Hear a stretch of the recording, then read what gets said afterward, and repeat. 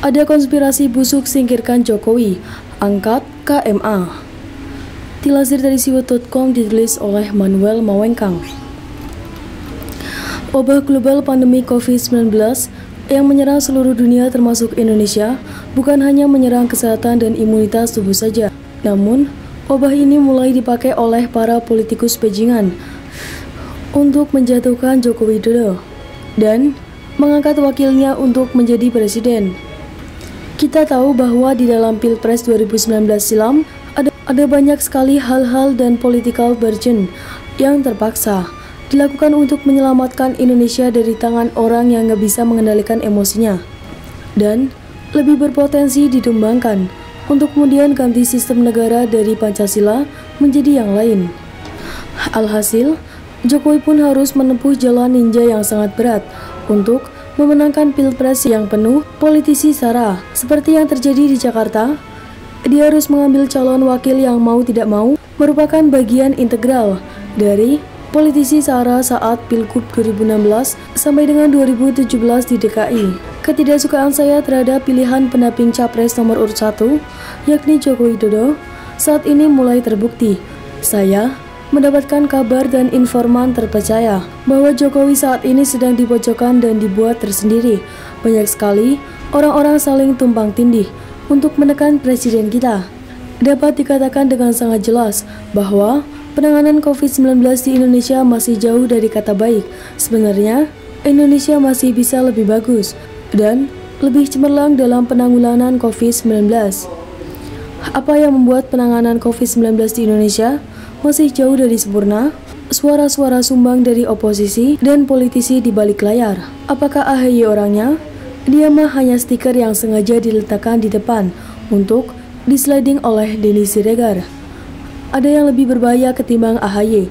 Lagi pula, siapa Denny Siregar sehingga bisa jadi terkenal begitu rupa atas apa yang tidak pernah dilakukannya?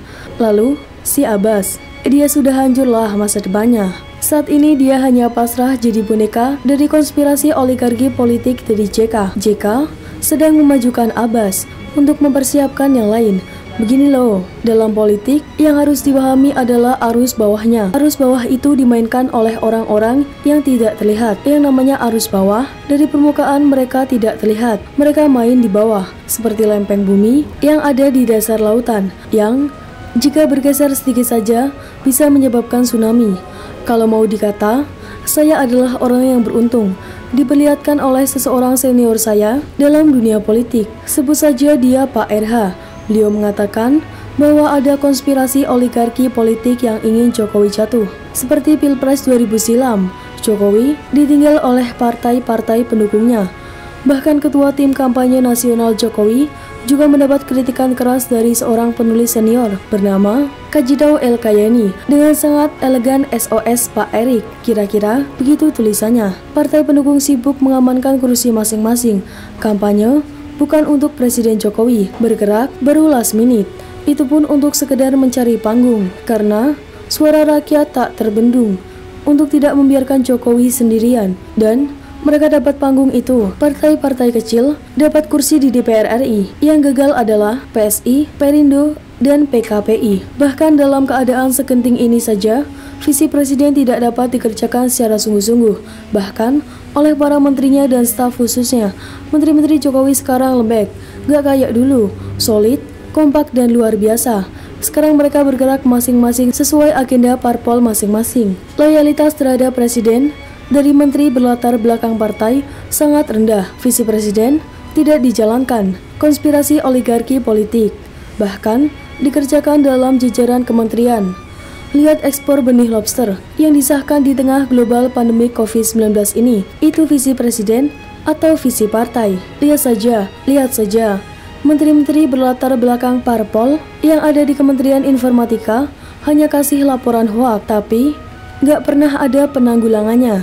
Grup WA kenceng banget informasikan laporan-laporan hoak, tapi tidak ada tindak lanjutnya. Staf khususnya itu lihat si Andi dan Belva mundur saat Indonesia sedang berjuang melawan COVID-19. Agenda pribadi mengalahkan visi presiden. Jokowi diserang dari luar dalam. Dari dalam saja, Jokowi sudah terjepit.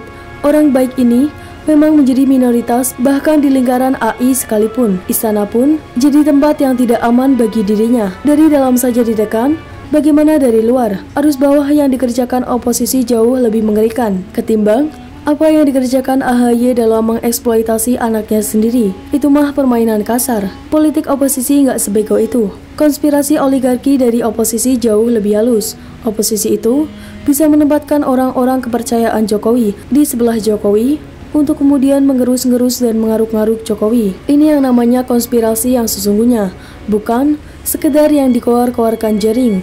Itu mah konspirasi abal-abal. Maksudnya apa coba? Sudah tua? Mau jadi presiden? Awas gampang ditumbangkan.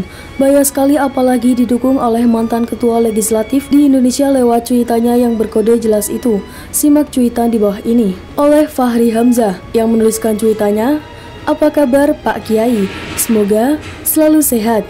Jangan lupa jaga kesehatan. Bangsa ini masih menunggumu." Pada 8 Mei 2020. Setelah membaca artikel ini, sudah sadarkah kalian bahwa ada The Invisible Hand yang sedang berupaya untuk menarik Jokowi ke dasar lautan? Jika melihat keadaan seperti ini, dengan segala trik dan intrik politik yang ada, kelihatannya sudah tidak ada harapan sama sekali. Harapannya hanya satu, yakni rakyat. Rakyat harus bisa bersatu, seperti Pilpres 2019, bersatu melindungi Jokowi, Doni Monardo, Ganjar Pranowo, dan orang-orang yang masih loyal kepada Indonesia. Kalau tidak ada rakyat yang bersatu melindungi mereka, mereka mudah dihancurkan. Tidak ada yang bisa menyelamatkan Indonesia, kecuali tangan-tangan rakyat yang melindungi orang-orang baik itu. Jangan terlalu mudah termakan hasutan. Jangan asal teriak BPJS naik, BBM gak turun, dan sebagainya. Kalian secara tak sadar sedang masuk dalam jebakan konspirasi oligarki politik oposisi. Bahaya. Ada musuh dalam selimut istana. Jangan sampai kehancuran negara Suriah terjadi di Indonesia. Selamatkan Jokowi, bersatulah. Begitulah satu-satu.